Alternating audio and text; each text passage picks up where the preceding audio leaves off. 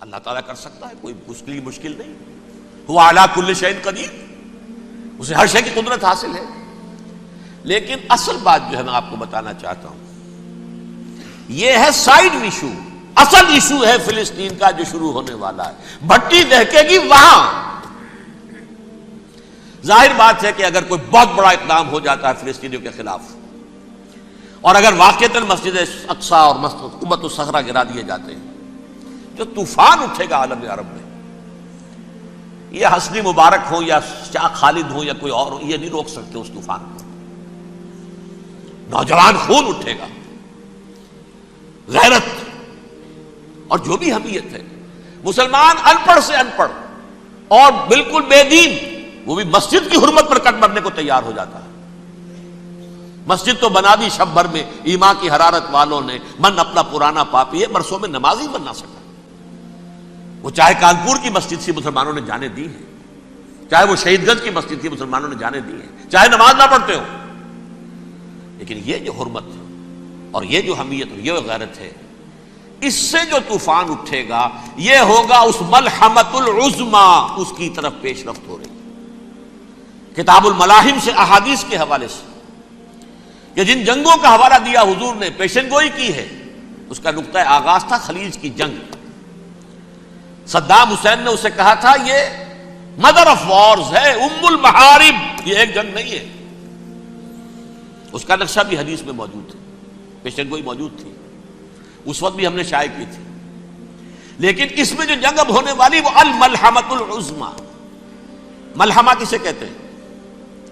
لحم گوشت کو کہتے ہیں، اور قصائی کی دکان کو عربی میں ملحم کہتے ہیں، جہاں گوشت کے ٹکڑے کیے جاتے ہیں. آج کل مشینوں سے ہوتے ہیں، اب جو ہے وہ ہاتھ سے چھریوں سے نہیں ہوتے، لیکن ٹکڑے ہو رہے ہوتے ہیں، جسموں کے چیتھڑے اڑ رہے ہوتے ہیں. ملحمہ، یہی لفظ استعمال کیا تھا حضرت سعد ابن عبادہ نے رضی اللہ تعالی عنہ یوم فتح مکہ. ان کے دل میں تھا کہ اب ہم انتقام لیں گے ان عربوں سے، ان قریش سے. الیوم یوم الملحمہ، الیوم یوم الملحمہ، یہ کہتے ہوئے جا رہے تھے. ایک خاص کیفیت، آج ہے گوشت کے ٹکڑے اڑانے کا دن. حضور سے کہا کسی نے جا کر کے سعد تو یہ کہہ رہے ہیں الیوم یوم الملحمہ، الیوم یوم الملحمہ. حضور نے فرمایا نہیں، ان سے کہو جا کر الیوم یوم المرحمہ، الیوم یوم المرحمہ، آج رحمت کا دن ہے، آج تو میں ان سب کو معاف کروں گا. لا تثریب علیکم اليوم، میں تم سے وہی بات کہہ رہا ہوں جو میرے بھائی یوسف نے کہی تھی اپنے بھائیوں سے.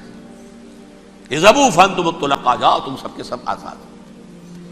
وہ ملحمہ ہے جس کو کہ حضور نے حضرت معاذ بن جبل رضی اللہ تعالیٰ عنہ سے روایت ہے، اس میں سے جو ابو داؤد میں روایت آئی ہے اس میں الملحمۃ العظمی، عظمی مؤنث ہے اعظم کا.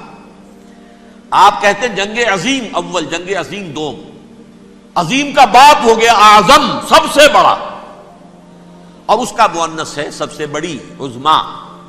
الملحمۃ العظمی، سب سے بڑی لڑائی. میرے نزدیک یہ وار کے معنی میں نہیں ہے، بیٹل کے معنی میں. انگریزی میں یہ دو لفظ علیحدہ ہیں، وار، بیٹل. وار سالوں کو محیط ہوتی ہے، بیٹل کسی ایک خاص جگہ پر جو لڑائی ہوتی ہے اس کو کہتے ہیں. حضور کے اور قریش کے درمیان 6 سالہ وار تھی، جنگ تھی. لیکن battles, battle of Uhud, battle of Badr, یہ بیٹلز تھی، لڑائیاں تھیں. تو عظیم ترین جنگ شاید اس اعتبار سے نہ ہو جیسے کہ ورلڈ وار 1 اور ورلڈ وار 2، یعنی اس کی وسعت کا اتنا معاملہ نہیں اور طوالت کا نہیں. لیکن جو لڑائی جو ہے بیٹل ہونی ہے، جس کو کہ یہ لوگ، یا چونکہ میں نے کہا تھا شروع میں کہ سرما ہے میری آنکھ کا خاک حجاز و ہول قدس.